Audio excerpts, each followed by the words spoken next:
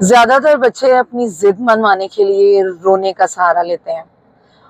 چھوڑ دیں ایسی سچویشن میں. آپ کا بچہ رو رہا ہے, ضد کر رہا ہے, چھوڑ دیں اسے مارنا پیٹنا.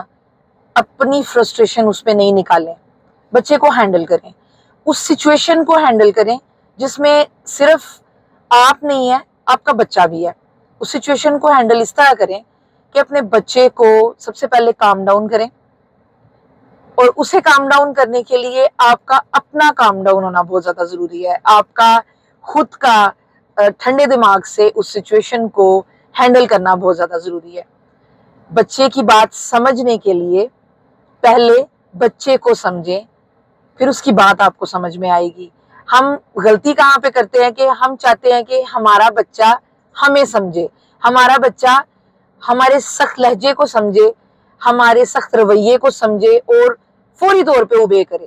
ہمیں نا رزلٹ چاہیے ہوتا ہے کہ ہم جو بات کر رہے ہیں ہمارا بچہ فوری طور پہ اسے انڈرسٹینڈ کرے, اور بس ہمیں جھٹ پٹ اس کا رزلٹ چاہیے کہ ہمارا بچہ سمجھ گیا ہے. نہیں, بچے کی بات سمجھنے کے لیے, خاص طور پہ جب آپ کا بچہ ضد کر رہا ہے, اس کی بات سمجھنے کے لیے اگر آپ کا بچہ قد میں چھوٹا ہے, عمر میں چھوٹا ہے, ابھی سائز میں آپ سے چھوٹا ہے, اپنے گھٹنوں کے بل بیٹھیں, بچے کے قد کے برابر آئیں, بچے کی آنکھوں میں آنکھیں ڈالیں اور اس کی بات کو سمجھنے کی کوشش کریں.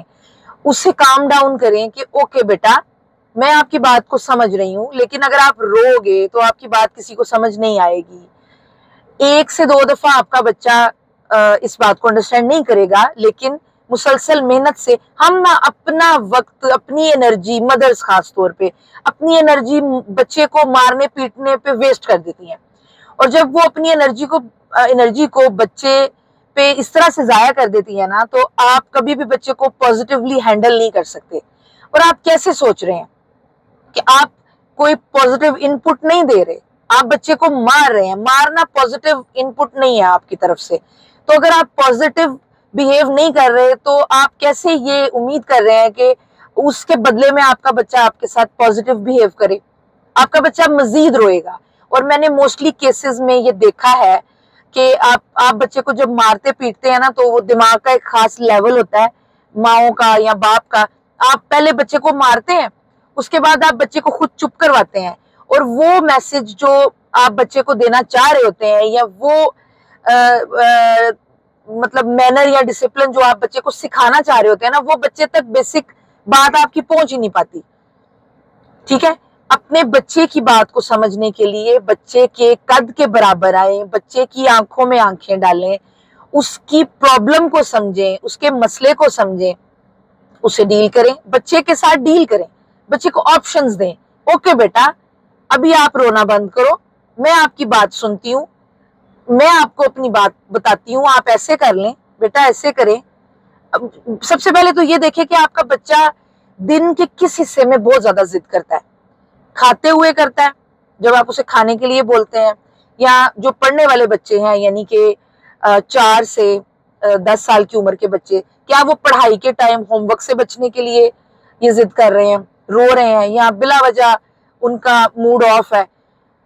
پہلے یہ چیک کریں کہ آپ کا بچہ کس ٹائم پہ اسے موڈ ڈس آرڈر ہو رہا ہے, اسے ہینڈل کریں. پلیز یہ مارنا پیٹنا چھوڑ دیں, اس کا کوئی فائدہ نہیں ہے. یہ مار پیٹ کا کوئی فائدہ نہیں ہے. آپ کا میسج آپ کا بچہ اس مار پیٹ میں مس کر دیتا ہے, اسے سمجھ ہی نہیں آتی, وہ روتا ہے, آپ اسے مارتے ہیں, اس کے بعد وہ جو آپ نے مارا ہوتا ہے نا, آپ اس کو خود ہی چپ کرواتے ہیں. تو پلیز اگر آپ چاہتے ہیں کہ ایک گڈ پیرنٹنگ جو ہے آپ کر سکیں, اپنے بچے کی اچھی تربیت کر سکیں اپنے بچے کی, تو پلیز تھوڑا آپ کو اپنے بچے کو سمجھنا ہوگا. آج کل کے بچے بہت ٹیکنیکل ہیں, ٹیکنیکلی بہت زیادہ اسٹرانگ ہیں بچے.